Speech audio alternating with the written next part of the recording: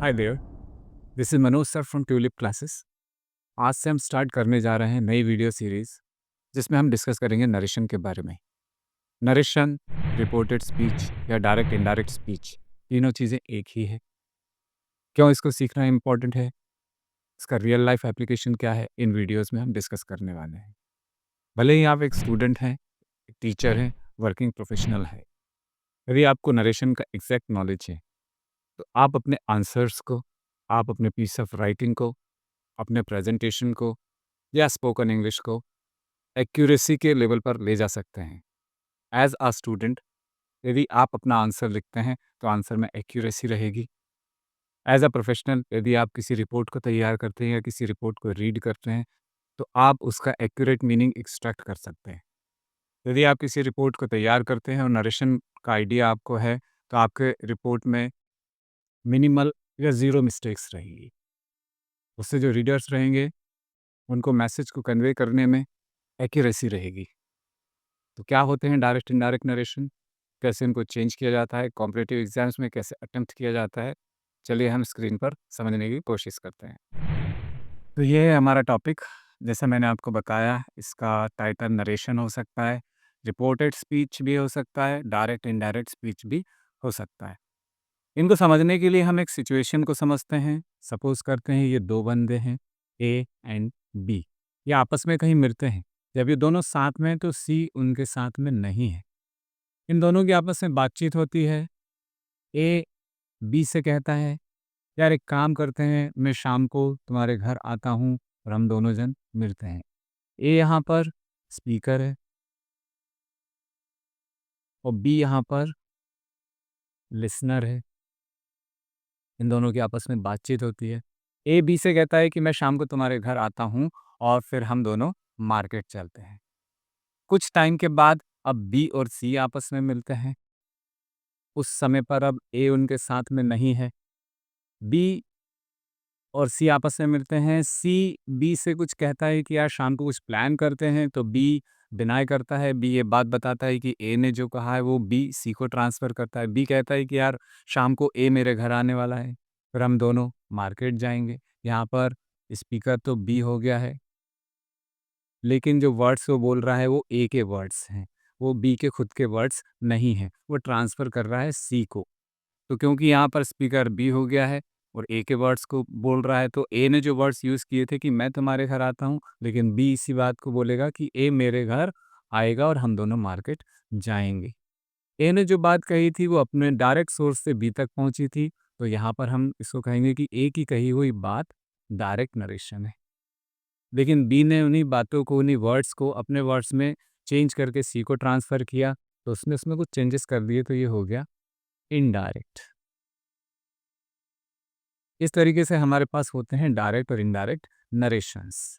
कैसे उनको हम समझ सकते हैं कि यदि हमको एक सेंटेंस दिया हुआ है तो वो डायरेक्ट नरेशन है या इनडायरेक्ट नरेशन। नीचे हम कुछ एग्जांपल्स देखते हैं। ये डायरेक्ट नरेशन का एग्जांपल है। इसमें ये हमारा स्पीकर है। इसमें स्पीकर और लिसनर दोनों हो सकते हैं या लिसनर नहीं भी हो सकता है, लेकिन स्पीकर तो होता ही होता है। ही सेड, ही यहाँ पर हमारा स्पीकर है। लिसनर कौन है? यहाँ आना चाहिए लेकिन लिसनर नहीं दिया हुआ है। ही सेड, अब ही के जो वर्ड्स हैं वो इन्वर्टेड कॉमास में दिए हुए हैं। ये जो वर्ड्स हैं ही ने बोले हैं। क्या बोले हैं? I am tired. ही कहता है कि मैं टायर्ड हूँ, मैं थका हुआ हूँ। जब हमारे पास ऐसे सेंटेंसेस होते हैं जिनमें यहाँ बीच में कॉमा लगा हुआ हो और जो स्पीच होती है वो इन्वर्टेड कॉमास से सेपरेट की हुई होती है, हम इसको कहते हैं डायरेक्ट नरेशन। ये एग्जाम्पल है डायरेक्ट नरेशन का। इसको इनडायरेक्ट में चेंज किया गया है। He said that he was tired. ये सब हम बाद में देखने वाले हैं कि इसको कैसे चेंज किया गया। उसके कुछ रूल्स होते हैं, उनको हम टॉपिक वाइज डील करेंगे और देखेंगे कि कैसे उनको चेंज किया जाता है। सेकेंड एग्जाम्पल हमारे पास डायरेक्ट नरेशन का है। शी सेड, ये हमारा स्पीकर है शी, ये उसकी वर्ब है। यहाँ पर लिसनर होना चाहिए, इसमें भी नहीं है। ये उसके वर्ड्स हैं, शी के बोले हुए वर्ड्स। I like coffee. फिर उसको इनडायरेक्ट में चेंज किया गया है। She said that she liked coffee. Next example है रमेश सेड, रमेश ने कहा। ये हमारे पास कॉमा है, फिर उसके बाद यहाँ पर इन्वर्टेड कॉमास लगे हुए हैं। ये रमेश के वर्ड्स हैं। I live in Delhi. अब हमारे लिए समझना ज़रूरी है कि डायरेक्ट नरेशन में किस पार्ट को क्या कहा जाता है। ये हमारा एक पार्ट है, रमेश सेट, इसको हम कहते हैं रिपोर्टिंग वर्क। और हमारा सेकंड पार्ट है, आई लिव इन दिल्ली, इस पार्ट को हम कहते हैं रिपोर्टेड स्पीच। इसी को हमको चेंज करना होता है। हर एक पार्ट का अपना एक सब्जेक्ट, अपना ऑब्जेक्ट और अपनी वर्ब हो सकती है। नेक्स्ट हमारा एग्जांपल है द बॉय सेट। यह हमारा रिपोर्टिंग वर्ब हो गया और हम इसको शॉर्टकट में आर वी लिखते हैं। नेक्स्ट पार्ट हमारा हो गया आई एम प्लेइंग क्रिकेट। ये द बॉय के बोले हुए वर्ड्स हैं। ये हो गई हमारी reported speech, I am playing cricket. इसको चेंज किया गया है, the boy said that he was playing cricket. Next example है हमारा शी सेड। ये हो गया हमारा रिपोर्टिंग वर्ब। नेक्स्ट इसका पार्ट है आई फिनिश्ड माय वर्क। ये हो गया हमारा रिपोर्टेड स्पीच। इसको चेंज किया गया, she said that she had finished her work. Reporting verb में ये हमारा स्पीकर होता है हमेशा, और यहाँ हमारा लिसनर होता है। लिसनर हो भी सकता है और नहीं भी हो सकता है। और ये जो हमारा पार्ट है, इसको हम कहते हैं रिपोर्टेड स्पीच। इन दोनों पार्ट्स को समझना इसलिए ज़रूरी है कि आगे जो इसके रूल्स आएंगे उसमें ये वर्ड्स प्रोफाउंडली आएंगे, reporting verb and reported speech. और उसमें हमको देखना पड़ेगा कि स्पीकर क्या है और लिसनर क्या है, और उसी हिसाब से कुछ रूल्स अप्लाई होते हैं जिनको हमको यूज़ करके इसके आंसर्स बनाने पड़ते हैं। कुछ मामलों में ऐसा भी हो सकता है, ये वाला जो पोर्शन है, रिपोर्टिंग वर्ब वाला पोर्शन, इस तरफ दे दिया जाए। सेंटेंस को ऐसा भी लिखा जा सकता है, I have finished my work, she said, या सेड शी। इस पीछे की तरफ भी आ सकता है, लेकिन इस कंडीशन में भी ये पोर्शन रिपोर्टिंग वर्ब ही कहलाएगा और ये पोर्शन रिपोर्टेड स्पीच ही कहलाएगा। अब आगे हम देखते हैं नरेशन अलग अलग टेंसेस में किस तरीके से उनको सॉल्व किया जा सकता है। यह हमारा एक फ्लो चार्ट है जिसमें हमारी हेडिंग है नरेशन या स्पीच। दो कैटेगरीज में इनको डिवाइड किया जाता है, present tense and past tense. अभी हम डील करेंगे प्रेजेंट टेंस को। वैसे मेनली जो एग्जाम्स होते हैं उनमें पास्ट टेंस के एग्जाम्पल्स ज़्यादा आते हैं। प्रेजेंट टेंस के कुछ एग्जाम्पल्स देखने के बाद हम पास्ट टेंस के जो एग्जाम्पल्स होते हैं उनको प्रोफाउंडली डील करेंगे। डिफरेंट टाइप के सेंटेंसेस जिसमें डिक्लेरेटिव, इंटरोगेटिव, ऑप्टेटिव, एक्सक्लेमेटरी, सभी टाइप के सेंटेंसेस को हम डील करने वाले हैं, क्योंकि पास्ट टेंस की एक्सरसाइज बहुत डिटेल्ड होने वाली है। अभी इस वीडियो में हम समझने वाले हैं प्रेजेंट टेंस के एग्जाम्पल्स। पास्ट टेंस के एग्जाम्पल्स हम बाद के वीडियोस में सॉल्व करेंगे। नरेशन को सॉल्व करने के लिए हमको इन दो जो रूल्स हैं इनको याद रखना पड़ेगा। ये यूनिवर्सल रूल्स हैं, चाहे वो प्रेजेंट टेंस के एग्जाम्पल्स हों चाहे पास्ट टेंस के एग्जाम्पल्स हों, ये दोनों रूल्स यूनिवर्सली अप्लाई होते हैं। Reporting verb and reported speech, दो वर्ड्स हमने ऑलरेडी देख चुके हैं, reporting verb and reported speech.